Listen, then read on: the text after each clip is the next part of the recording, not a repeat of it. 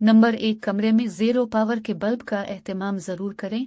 और अगर कपड़े बिल्कुल उतार कर हम बिस्तरी करना है तो एक बड़ी चादर दौरान हम बिस्तरी अपने ऊपर ओढ़ ले ताकि पर्दा पोशी हो सके। बिल्कुल नंगे होकर हम बिस्तरी करना गधा गधी की तरह जिफ्ती करना कहलाएगा, जो कि शरीयत के नज़दीक नापसंदीदा अमल है। हम बिस्तरी के अहम उसूल।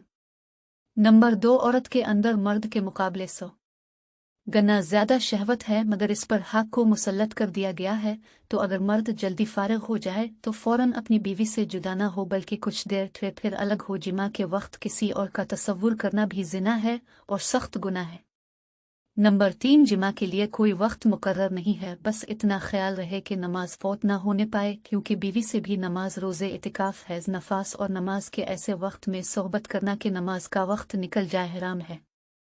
नंबर 4, मर्द का अपनी औरत की छाती को मुंह लगाना जायज़ है, मगर इस तरह के दूध हल्क से नीचे ना उतरे ये हराम है। लेकिन ऐसा हो भी गया तो तौबा करे, मगर इससे निकाह पर कोई फ़र्क नहीं आता।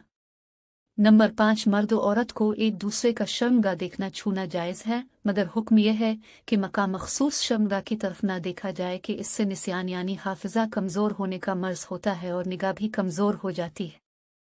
हम बिस्तरी मुबाशरत से फरागत के बाद मर्द और औरत को अलग अलग कपड़े से अपना सतर साफ करना चाहिए, क्योंकि दोनों का एक ही कपड़ा इस्तेमाल करना नफरत और जुदाई का सबब है। नंबर 6, हम बिस्तरी से एहतलाम अंजाल यानी मनी खारिज होने के बाद दूसरी मरतबा सोहबत करना चाहता है, तब भी शर्मगाहें लाजमी धो ले कुछ वक्फा देकर, और बेहतर यह है कि वुजू कर ले, वरना होने वाले बच्चे को बीमारी का खतरा है।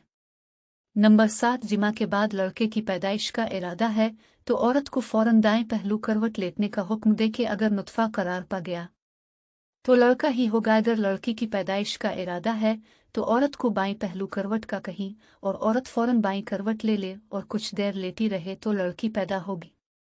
और अगर औलाद के हुसूल का इरादा नहीं को मुबाशरत में अंजाल के फौरन बाद औरत सीधी खड़ी हो जाए। नंबर 8, जिमा मुबाशरत हम बिस्तरी के कुछ देर बाद मसलन कम अज़ कम आधा घंटा बाद गुस्ल कर लें। इसमें सेहत और तंदुरुस्ती भी है और हदीस पर अमल भी हो जाएगा। नंबर 9, जिमा के फौरन बाद पानी पीना सेहत के लिए मुफीद नहीं, लिहाजा कुछ वक्फे के बाद पानी पी सकते हैं। तबीब कहते हैं कि हफ्ते में 2 बार से ज़्यादा सोबत करना हलाकत का बाइस है। शेर के बारे में आता है कि वो अपनी मादा से साल में 1 मरतबा ही जिमा करता है।